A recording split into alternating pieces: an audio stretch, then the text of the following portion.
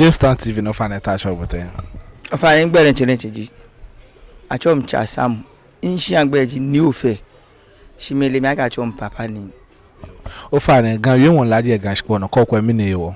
Ngona wa ageshi. Nye nikeneke. Ni fimone ekulele wash. Ni oli gan you mo laji o jewo onukpa ekume.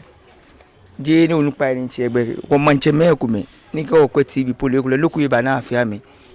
Abia me sana me nyome ke fante jonsh. Alo ke fante ba agbena. Mi ne ke ngona wa mi ne ke efia ni yo ye. Ngona ke ganyu fo mo bi jimi. Ni ye mi she. Kente ekule nyema na abi mi sana isumo ma yuega. Bona. No, onukpa ni fio. Ogan onukpa ni fio. O fa na agbe school ko me Ghana ni amechon ogan.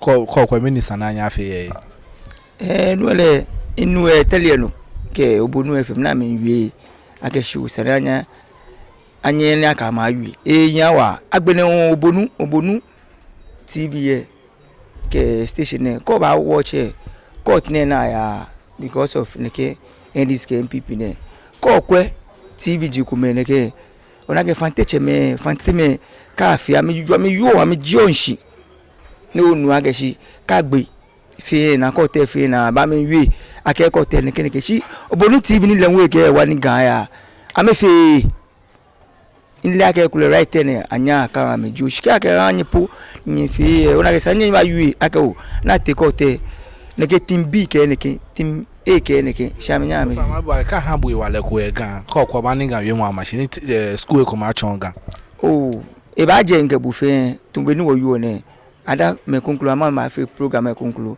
na ma me wi be ni wo fe won wi ke musun sha e ba nye be ni wo ta ole wona le naka and it was schools na me gash bon na me chon ga kokwa minisa na afa ya me ona ga in believe on one thing akeshi in yon yo no ko mi akeshi tumo sempe neke aye sempe manche ada school se ne ko ne magan sani go gam formo bi ke wo manche me yin lo fatish na anya wotwa ga ma shake sani ga le wonye tish no sani wo fe wonye wo fe do ko